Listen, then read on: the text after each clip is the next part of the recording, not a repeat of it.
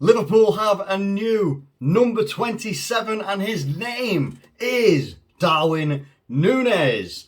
It is now officially official as official can be from the Liverpool Football Club Twitter account, where they've done a 28-second reveal video with a drone following Darwin Nunez. And it's got the 27 on the back. He's pulling the shirt, he's pulling the badge, everything like that. It looks good. And I just wanted to be one of those few people that waited to do a video until it was as official as can be. I'm boring in that way, and I don't apologise for it. We've been disappointed many times in the past about signings that are like this close, and it's coming to Liverpool, and people jumping the gun left, right and centre. And I wanted to wait until it was literally official. He's at Liverpool. He's been at Liverpool pretty much all day, I think, from this morning, early on this morning, being at Kirby. I was about to say Melwood then. No more Melwood Lean, unfortunately. But what are we getting from Darwin Nunez? Now, we can go through the stats and say how many goals he scored this year. Something like 36 odd goals in all competitions, maybe more. A couple of assists here and there as well. The most important thing that Liverpool are getting here with Darwin Nunez is we're getting something a little bit different. Maybe not even just a little bit different. Something that's quite a bit different to what we've already got, whilst also complementing what we've already got, if you know what I mean. Take a look at our front three and the people that can facilitate those roles on whether it's left wing, forward, right wing, and the ability to cross over into different roles as well. You could have a Mane going from left wing playing into the striker. You could have him over in the right wing where he originally played when he first signed for us. Salah can play up front on the right wing. He could probably play over on left wing if he wanted to as well. Firmino, probably play him in goal. Like, if you want, I won't, because we've got another Brazilian in there who's absolutely world class. You get what I'm getting at. And the likes of Jota that have come in, Takumi Minamino that's come in as well, Divock Origi who's been there, and he'll be leaving us this summer for sure. You know, there's going to be plenty of players that I'm not even thinking of right now, off the top of my head, that I've forgotten, because it's always exciting when something is actually confirmed. I tried to do one of these videos when it wasn't confirmed, and the vibe was just not there. It absolutely was not there. It was totally false, and I didn't post it. So, Darwin Nunez is going to come into this front line. And for me, people can talk about, you know, we've had Benteke, we've had Balotelli. When I turn around and say we haven't had a number 9, out-and-out number 9, in my opinion, since Fernando Torres, and then people sometimes turn around and say, well, what about Suarez? Still don't believe he was a number 9. He was a good goal scorer, hell of a finisher, whether it was 45 yards out or whether it was 5 yards out from goal. But he wasn't really. He's like a much more attacking-minded Bobby Firmino. Except he had a hell of a lot more goals than Firmino. Wasn't really someone that you could really say you could stick him up front and he'll get his head on things or anything like that. Suarez is probably the closest thing we've had to having a proper striker.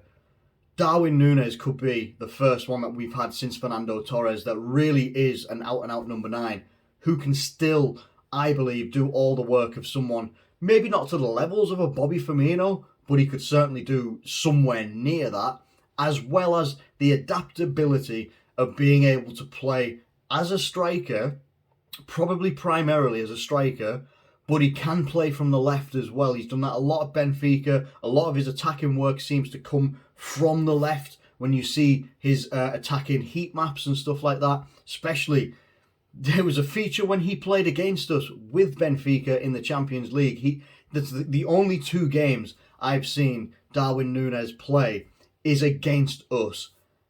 He scored a goal, I believe, in both games, if I'm remembering rightly, and I'm not sure if he got an assist or not.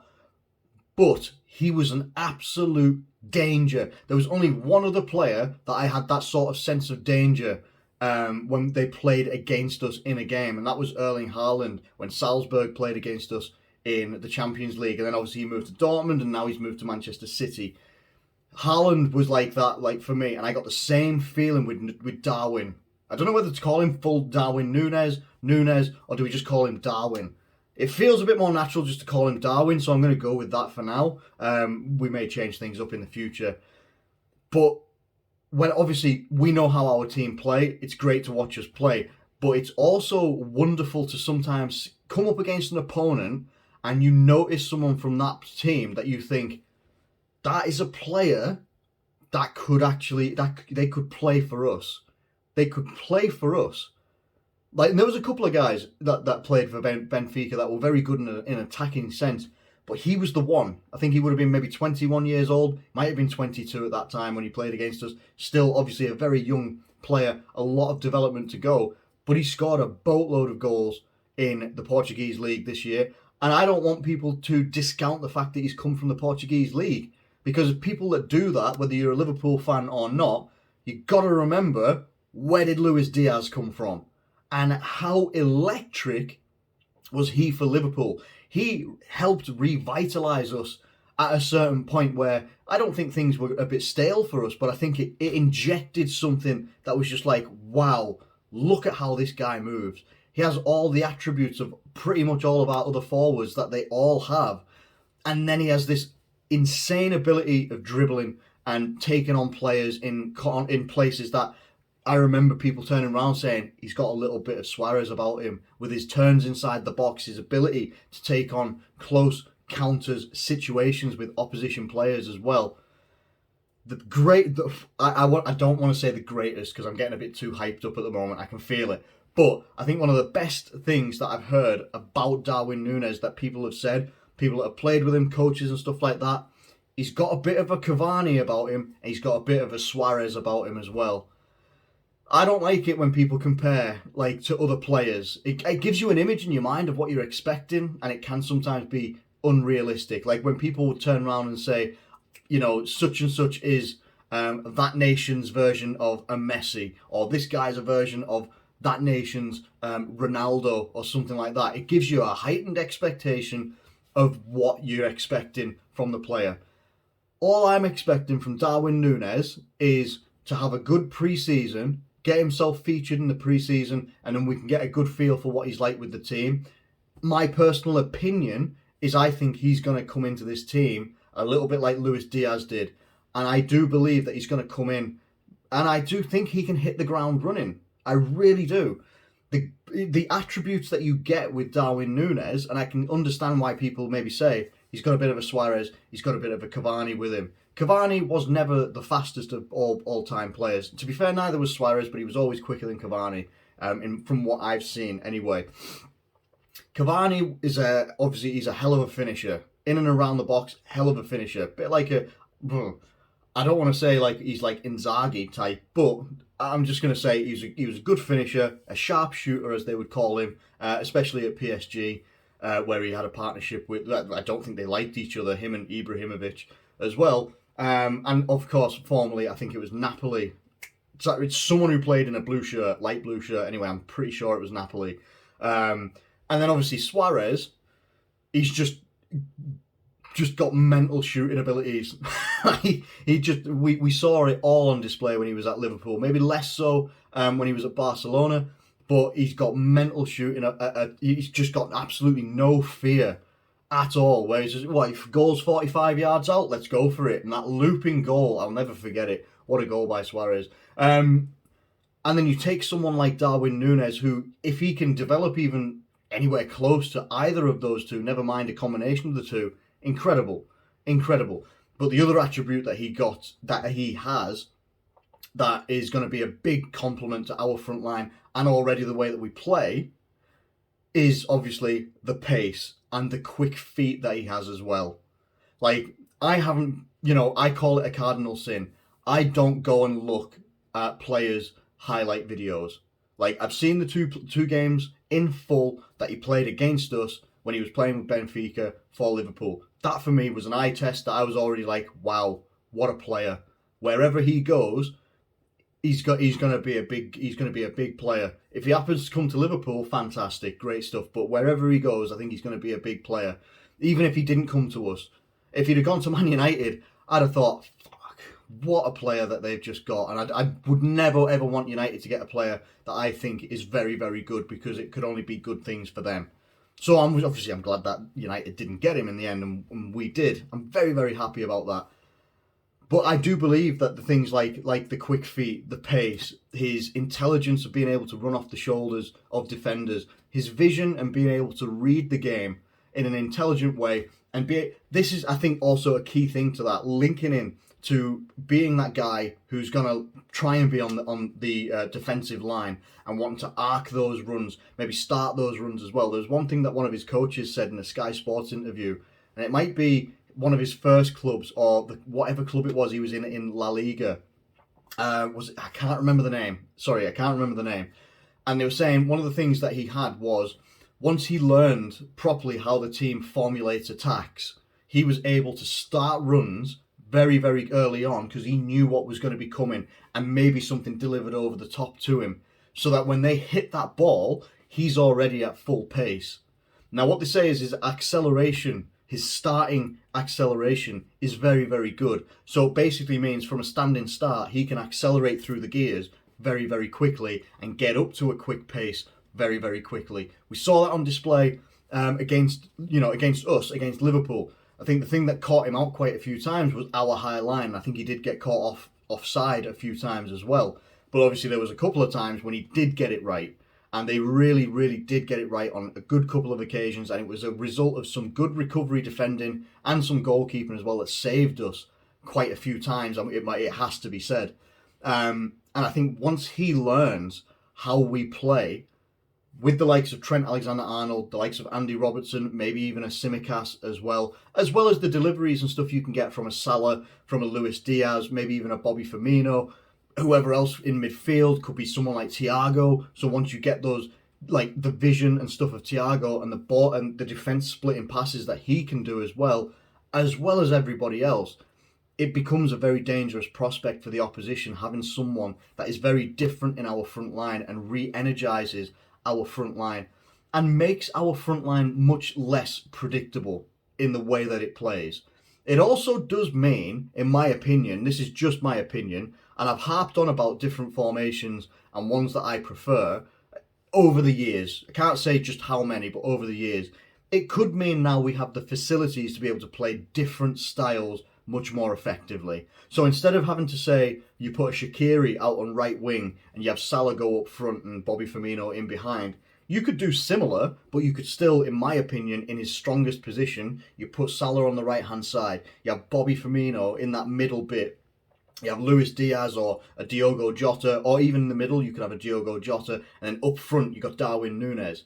And what I'm alluding to here is a 4-2-3-1 formation. I've talked about it before. I really like it. I don't think it's a stifling formation. I think it can actually be very attacking. Yes, you end up looking like you've got six defensive players. You've got the back four, and then you've got what you would class as two CDMs. But if you partner that in a different way, say you have a Fabinho, that type of defensive midfielder, and then you have someone like a Thiago or a Jordan Henderson or Naby Keita next to them, a little bit of a complement, someone that can carry the ball, thread good passes through, as well as the defensive unit, the lighthouse that is Fabinho, and then that front four can actually be very attacking. Firmino, as an example, could actually get a new lease of life, in my opinion, by not having to be a sole source of goals as like a number 9 that he is, and he can actually facilitate that role just behind the striker, or, you know, as that number 10 type role that people would maybe say. It is in a 4-2-3-1, and he'd be able to be there in the middle of the pitch, and he could effectively link the defensive unit right through to the wide players, which could be Trent, Robbo, Salah, and Luis Diaz, or Jota, or whoever it might be, Harvey Elliott, whatever, and then Darwin Nunez up front. And you've still got that threat of pace, you've still got the threat of physicality, which at 22 years old as well, he's still developing as well.